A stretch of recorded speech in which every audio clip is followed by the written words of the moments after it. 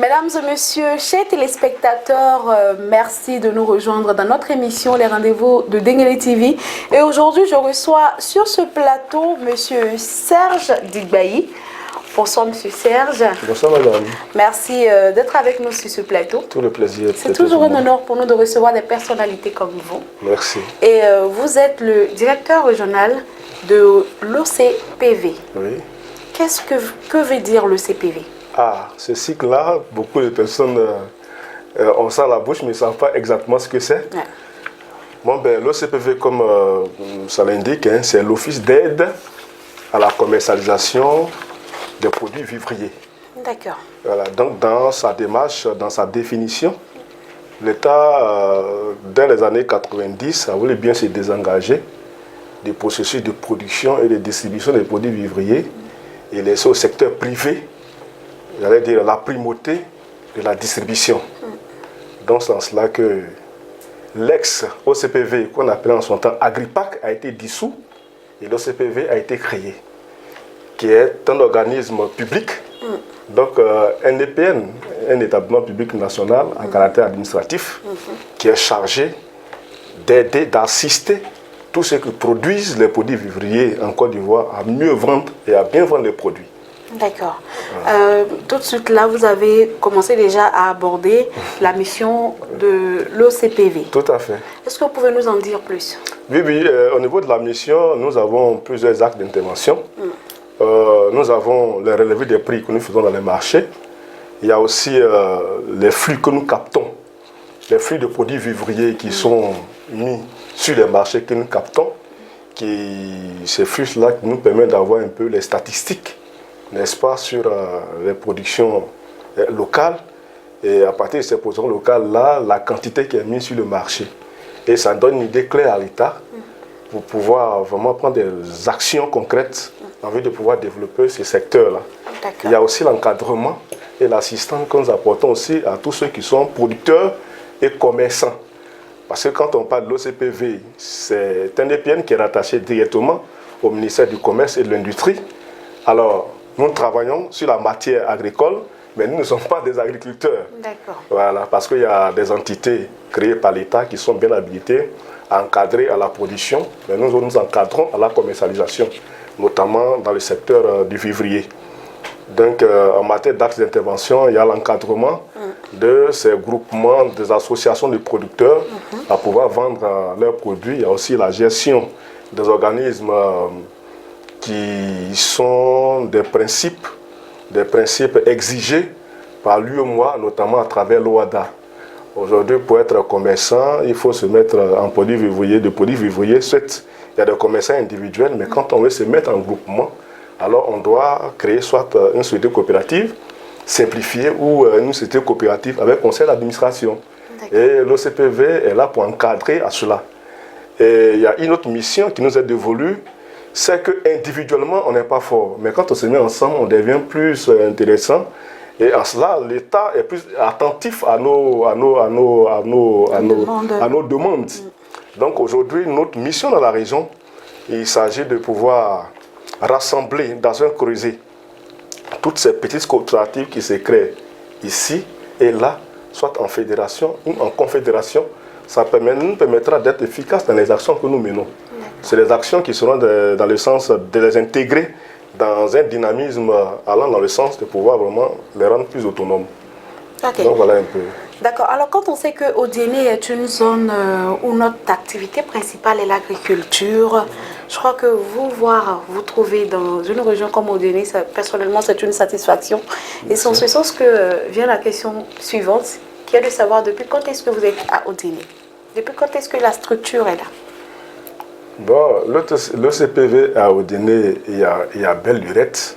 D'accord. Voilà. Je suis en ce moment le 3e directeur. Ah. Voilà. Il y a Belle Lurette que l'OCPV est à Odiéné. Et je vais apporter une précision. Nous ne couvrons pas seulement que la région du Kabadougou, nous couvrons le Folon et le Bafing. Donc, durant ces 3 années, nous avons réussi à identifier toutes les sociétés coopératives et également tous les acteurs de la chaîne des valeurs de la mise en marché des produits vivriers nous sommes en train de préparer l'identification des petits transformateurs. Okay. Parce que tout cela, nous les encadrons. Et nous voulons également amener les coopératives de production également à emboîter le pas à ceux qui transforment. Okay. Parce que, voyez-vous, la problématique liée aujourd'hui à la vie chère, et elle est constatée plus en période de disette. Parce qu'il y a des périodes où on a des produits vivants sur le marché en abondance. Et il y a des périodes creuses où il n'en a même pas du tout. Oui. Et pourtant, en période de production, ces produits-là se détériorent, on enregistre des grosses pertes. On a une grande quantité des pertes post-récolte. Dans les marchés, les produits qui pourrissent et tout ça. Aujourd'hui, nous encourageons à la transformation pour pouvoir mieux conserver ces produits-là, en vue de pouvoir vraiment combler le gap lorsqu'il n'en a même pas sur le marché. Donc c'est l'un des combats que nous menons. Nous ne sommes pas encore arrivés sur la question de l'Europe, de l'OCPV dans la lutte contre la vie chère, mais j'anticipe déjà pour donner une idée de la gestion durable de tout ce que nous produisons dans nos champs et tout ce que nous commercialisons dans nos marchés. D'accord. Mais qu'est-ce que vous faites concrètement dans le cadre de la transformation de ces produits-là? Quelles sont les actions que vous menez dans ce sens? Bon, l'OCBV, comme l'indique notre statut, nous sommes un organe administratif. Alors, on ne peut pas se substituer aux acteurs. Notre rôle, c'est de les encadrer et les encourager. Il y a d'ailleurs même des disponibilités, il y a des composantes financières qui sont même disponibles pour accompagner tous ces acteurs-là. Mais pourvu que ce soit des acteurs mieux organisés. Parce que l'État ne peut pas donner son argent à une entité qui n'a pas de statut, qui n'a pas de nom. Vous voyez un peu? Oui. Donc on les encourage à se mettre dans le formalisme. Et partant de là, on les aide à monter les projets dans ce sens. Voilà, on les aide à monter des projets dans ce sens. S'ils veulent faire la transformation, ils peuvent s'adresser à l'OCPV. On peut monter un projet de recherche de financement dans ce sens-là. Et nous-mêmes, nous cautionner, j'allais dire, on va cautionner ces projets-là. Parce que l'OCPV, c'est quand même une structure de l'État. Et avec les structures de financement qui sont sur place, on pourrait obtenir des financements pour eux. Nous travaillons même, bien entendu, avec certaines organisations internationales, notamment la Banque mondiale et l'Union européenne, qui axent effectivement certaines interventions dans ce sens. Aujourd'hui, quand on fait la transformation, il y a du plus-value que lorsqu'on vend le produit en l'état. Donc, nous autres, au CPV, nous encourageons cela. Et si ces structures-là ont besoin de nous pour les accompagner dans ce sens-là, nous sommes prêts à les accompagner parce qu'à nos seins, il y a des techniciens, il y a des experts qui sont vraiment, j'allais dire, disponibles pour les accompagner. Alors, vous l'aviez mentionné tout à l'heure, vous êtes à Odéné depuis belle lurette, oui. Voilà, parce que je n'ai pas précisément l'année, oui. Et vous en êtes justement le 3e directeur. Et pourtant, le constat que nous faisons, c'est qu'il y a encore beaucoup d'acteurs du vivrier qui ignorent encore votre existence. Cela s'explique par quoi? Bon, quand je suis arrivé dès ma prise de fonction ici, j'ai cherché à comprendre. En réalité, n'oubliez pas que la crise est passée par là. D'accord. C'est un premier élément.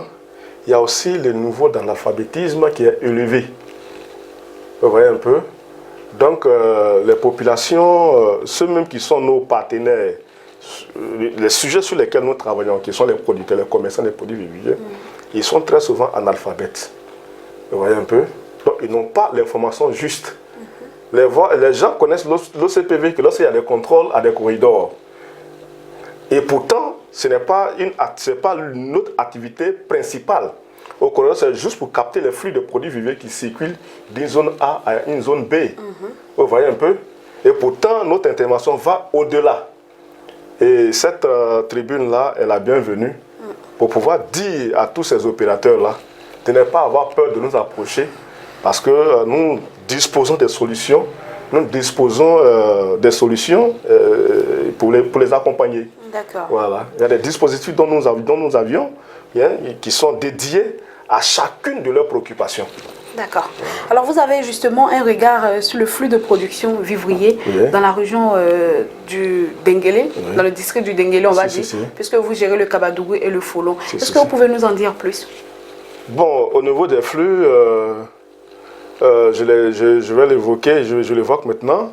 Au niveau des flux, malheureusement, nous avions voulu avoir plus d'informations. Nous avons voulu avoir plus d'informations.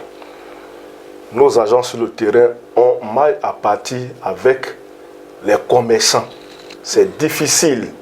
Le commerçant, il préfère payer, j'allais dire, 1000 francs, 2000 francs ou 3000 francs aux forces de l'ordre pour pouvoir passer un corridor que de prendre le certificat de provenance qui est le laisse-passer, qui va lui permettre de parcourir une distance qu'il souhaiterait parcourir. Malheureusement, c'est cette situation-là que nous vivons. Ça ne nous amène pas, ça amène les producteurs, les commerçants, les produits vivriers à contourner souvent nos dispositifs. Est-ce que tout cela n'est pas dû au fait justement que ces acteurs-là n'ont pas l'information qu'il faut? Bon, ça, on va le dire, hein, on va le dire. Mais... Qu'est-ce que vous faites concrètement pour cela, pour régler ce fait-là en fait? Bon, déjà, il y a des centres d'information que nous organisons. Quand je suis arrivé, il y a une réunion que nous avions tenue avec le préfet de région, le préfet du département de Djenné, où tous les acteurs de ce département-là ont été conviés à une importante réunion. Et ce jour-là, le préfet s'est réjoui de ce que la salle était à Succombe. Une fois de sa fonction ici, c'est la première fois qu'il a eu une salle aussi. Ça veut dire que la question du vivrier intéresse plus de personnes. Vous voyez un peu? Alors, ça a été une occasion pour nous de les sensibiliser. Et l'occasion était tellement belle que, après cette séance-là, il y a eu une amélioration de nos statistiques. Mais nous allons poursuivre encore, cette démarche-là à travers déjà un projet que nous sommes en train de piloter ces temps-ci, les plateformes de groupage et de mise en marché des produits vivriers qui sont, on ne peut pas dire des ports secs, mais ces plateformes vont nous permettre de regrouper tous les produits dans chacune des régions en vue de les convoyer dans les grands centres de consommation. Et là encore, ça va nous permettre d'avoir une traçabilité de tout ce qui est produit et de tout ce qui est mis sur le marché. Alors, si je dois m'en tenir à ce que vous venez de dire, vous avez vraiment des difficultés à avoir une estimation réelle du flux de production du vivrier dans notre district, en fait. Est-ce que cela ne pose pas problème à votre activité, à votre travail en tant que directeur régional? Effectivement, c'est la difficulté que nous traversons. J'ai d'ailleurs eu une séance de travail avec le préfet de région à travers son secrétaire général, le secrétaire général 1. Et à cet effet, il y a eu un arrêté préfectoral qui a été pris justement pour amener tous ces acteurs-là à se conformer, n'est-ce pas, au principe de pouvoir, j'allais dire, se soumettre à tous les systèmes de contrôle et de captation de flux que nous avons mis en place. Et incessamment, nous avons fait les tournées à travers les sous-préfectures et les préfectures pour sensibiliser davantage. Parce que ce n'est pas trop la sensibilisation. Voilà. Même si dans le mode opératoire, on dit qu'il faut sensibiliser, après il faut sévir, nous ne sommes pas dans cette dynamique. Mais est-ce que vous avez un pouvoir de sanction dans le cas où tout ceci n'est pas respecté en fait? Bon, le pouvoir de sanction, il existe. Mais pour le moment, nous ne l'appliquons pas. On doit d'abord la phase de la sensibilisation. Nous sommes dans un environnement très analphabétisé, je vais dire. Et en plus, la pauvreté telle qu'elle est grandissante, il nous appartient d'aider ces communautés, ces populations-là, n'est-ce pas, à s'approprier le projet, mais avec la communication, avec le dialogue. Je pense que c'est la meilleure démarche. Sinon, nous ne sommes pas, en tant qu'OCPV, dans un objectif de mobiliser les ressources, mais nous sommes dans un objectif d'amener plutôt nos producteurs et nos commerçants à créer plus de richesses pour leur épanouissement. Alors, vous l'avez mentionné tout à l'heure, nous sommes dans une région où le taux d'analphabétisme est vraiment élevé. Donc, quand nous nous retrouvons sur un plateau comme le plateau de Denguélé TV, on a tendance vraiment à expliquer les choses terre à terre pour vraiment permettre à nos parents de comprendre. Sinon, que tout à l'heure, vous nous avez mentionné en quelque sorte l'encadrement que vous apportez à toutes ces personnes-là qui évoluent dans le domaine du vivrier. Tout à fait. Alors, moi, je voudrais que vous reveniez là-dessus, mais cette fois-ci vraiment dans notre français terre à terre, pour que vraiment mes parents puisse comprendre. Bon, ben, je vais m'y essayer. D'accord. Là, je vais m'y essayer. Puisqu'on passe 90% de notre temps, de notre temps dans un environnement administratif, donc avec un langage élitiste. Ouais. Mais je vais me faire l'effort de pouvoir expliquer tout simplement. Merci beaucoup. Bon, ben, je voulais dire à nos mamans, à nos papas, à nos jeunes frères qui sont dans le secteur du vivrier que l'OCPV est leur maison. Il n'y a pas une autre maison ailleurs que celle de l'OCPV. Vous avez besoin de monter vos projets de recherche et de financement parce que vous voulez transformer soit du maïs, soit du riz, soit du sorgho, soit de l'arachide en un autre produit. Venez à l'OCPV, on va monter votre projet, on va rechercher les financements pour vous. Si les financements sont effectivement disponibles à notre niveau, on va vous accompagner. L'année dernière, nous avons mobilisé les ressources pour accompagner tous ceux qui sont producteurs dans le cadre de la lutte contre la maladie à coronavirus. Et la plupart des organisations qui se sont inscrites, qui sont des sociétés coopératives, là, chacune de ces organisations a eu un appui. Une fois à Odiéné, je demandais à ma hiérarchie d'augmenter le nombre de ces organisations-là pour obtenir un appui de l'OCPV. Et aujourd'hui, nous sommes au nombre de 17 que j'ai transmis. C'est pour dire que l'OCPV travaille pour vous. Venez à l'information. Venez à l'information. L'OCPV est prêt à vous accompagner. C'est votre maison. Vous n'avez pas une autre maison ailleurs. Voilà, c'est vraiment l'appel que je voudrais leur lancer. Merci beaucoup.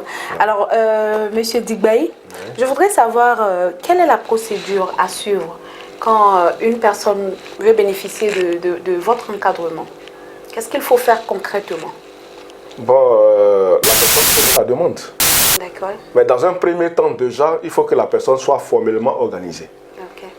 Voilà. Si la personne est une simple association, elle ne rentre pas dans le cadre des dispositifs que nous mettons en place. D'accord. Mais il faut qu'elle soit une société coopérative. D'accord. Ou bien une société coopérative avec conseil d'administration. Donc, première condition. Voilà. Société coopérative. Il faut être en règle vis-à-vis de l'État. D'accord. C'est le premier élément. Deuxième élément, il faut formuler la demande. Et quand la demande est formulée, selon les dispositifs que nous avions, alors on va déployer les moyens qu'il faut pour vous prendre en charge. Okay. Ça peut être en termes de formation, ça peut être en termes d'assistance dans le cadre de la production ou de la commercialisation. Ça peut être aussi dans le cadre de la transformation pour ajouter une plus-value à ce que vous produisez. Voilà. Ça veut dire que ce sont les acteurs qui viennent vers vous et pas le contraire? Bon, nous allons vers les acteurs que lorsque nous portons des projets. D'accord. Voilà. Lorsque nous, par exemple, nous sommes en train de développer les plateformes de groupage et de mise en marché des produits que nous appelons les marchés de proximité, qui sont bâtis autour de ce que nous appelons les communautés villageoises de commercialisation. Okay. Depuis près de 3 mois, nous faisons ce travail. Nous allons vers les populations, dans les villages, dans les hameaux les plus reculés, pour leur demander de se regrouper autour de ces communautés villageoises de commercialisation. Donc, dans chaque village, il y aura des points focaux. Dans chaque village, il y aura des points focaux. Et chaque village aura ses représentants dans ces communautés villageoises de commercialisation qui, à leur tour, vont gérer la plateforme. Donc, au niveau des villages, ils vont faire la production, ils vont faire la récolte, ils vont faire la pré-collecte et le pré-groupage. À cet effet, l'État de Côte d'Ivoire, à travers le gouvernement, notamment au niveau de la primature, a jeté un regard favorable sur ce projet-là. Au point même qu'aujourd'hui, nous travaillons essentiellement sur ce projet. Donc, autour de ces communautés villageoises de commercialisation, il va se greffer dans chaque village des points focaux qu'on appelle des comités inter-villages de commercialisation. Donc, ceux-là, ils vont faire la récolte, le pré-groupage. Et ce sont les communautés villageoises de commercialisation qui vont ramasser tous ces produits-là et les mettre dans les espaces dédiés qui sont des plateformes de groupage et de mise en marché de ces produits. C'est toute une organisation, hein? Oui, c'est toute une organisation. Donc, il y aura des tricycles que nous allons mettre à la disposition de ces communautés villageoises de commercialisation qui vont ramasser ces produits dans les villages, dans les hameaux et les regrouper dans les villages centres. À partir des villages centres, Alors on va acheminer ce produit-là sur la plateforme où on va les trier, les conditionner, les peser. Vous voyez un peu, l'objectif c'est de moderniser un tant soit peu la commercialisation du secteur. Et dans ces plateformes-là, on va inviter ceux qui veulent faire la transformation à s'y installer. Ça va créer des emplois. Et ceux qui vont faire le transport, on va les y associer. Et voilà, donc voilà un peu, c'est vraiment une dynamique que nous sommes en train de développer. D'ici peu, vous verrez. D'accord. Alors, est-ce que vous avez un répertoire des acteurs du vivrier dans le district? Bien entendu. Quand je suis arrivé dans cette région, la première action que j'ai posée, c'était d'abord, je vais aller plus loin, d'identifier tous les acteurs par région. Nous avons identifié les acteurs de la région du Folon, la région du Kabadougou, donc le district du Denguélé. Bon, nous avons également, comme je coupe tout bas, Bafing, donc nous l'avons fait. Mais aujourd'hui, nous sommes à près de 300 coopératives, enfin 300 organisations. Et sur les près de 300 organisations, nous avons 35% qui sont effectivement formellement organisées, soit en coopérative simplifiée ou en coopérative avec conseil d'administration. C'est une satisfaction pour vous? Oui, c'est une satisfaction, mais il faut aller plus loin. Ceux qui sont en association, ceux qui sont en groupement, il faut les y aider afin que ces personnes-là, ces organisations soient, j'allais dire, aux normes de l'OADA. Parce que nous sommes dans une organisation sous-régionale qui est l'UEMOA, et il y a cet outil-là qui est l'OADA qui nous permet aujourd'hui, enfin qui impose des exigences en termes d'organisation pour permettre à toute association de pouvoir vraiment être aux normes, autant en Côte d'Ivoire comme au Niger, comme au Mali, comme au Burkina Faso. Donc c'est à ce prix-là, auprès des banques, c'est déjà même la première démarche du formalisme. C'est à ce prix-là, c'est à ce niveau-là que les banques auront des oreilles attentives. Donc tous ceux qui sont en association, en groupement informel, il leur appartient de venir à l'OCPV, on va les y accompagner. Alors vous, justement, sollicitez le financement de la Banque mondiale? Oui, avec la Banque mondiale, nous montons la direction, la hiérarchie monte les projets.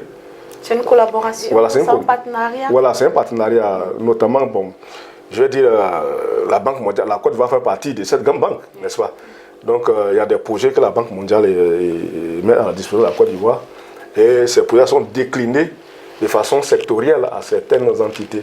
Et nous, aujourd'hui, nous en bénéficions. Par exemple, il y a le projet que nous appelons le PUDICAS, qui est un programme urbain pour désenclaver, j'allais dire, toutes les zones reculées. Vous allez voir que d'ici peu, il y aura le reprofilage de plusieurs agglomérations pour permettre à ces producteurs d'acheminer plus facilement les produits sur le marché. D'accord. Voilà.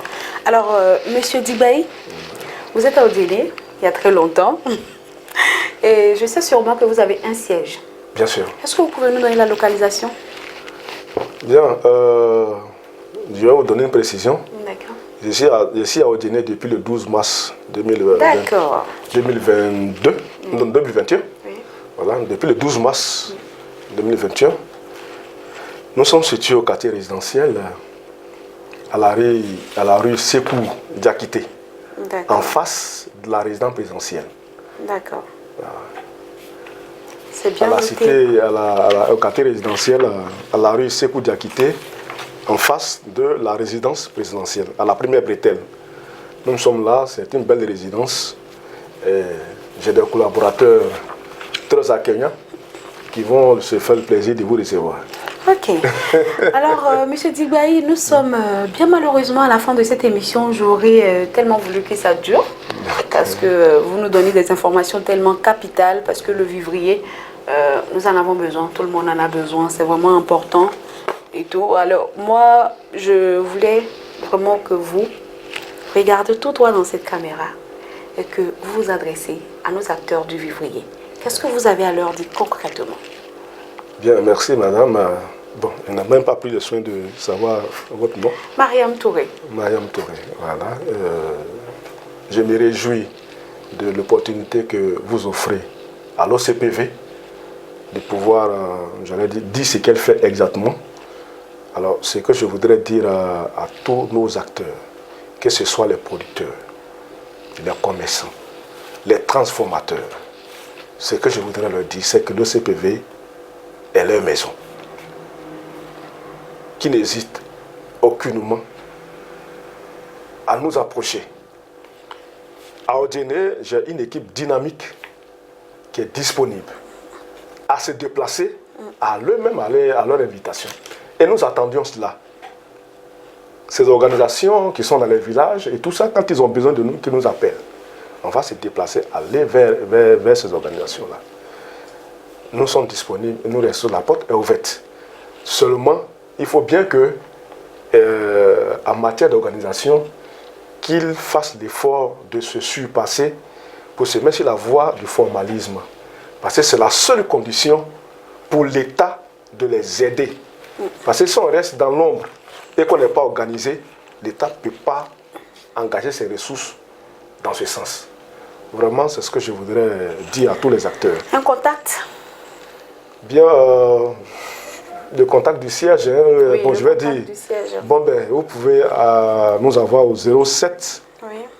08 oui. 39 84 03.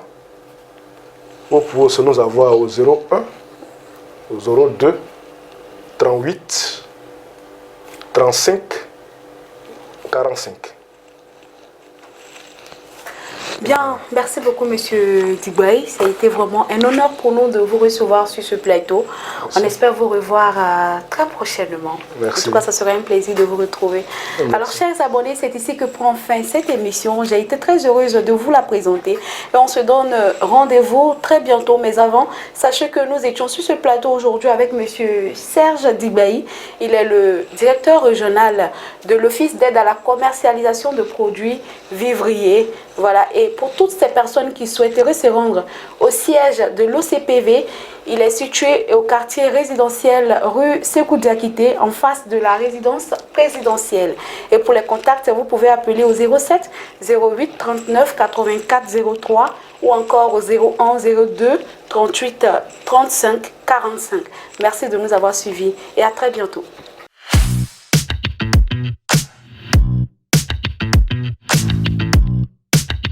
NCI, notre partenaire privilégié.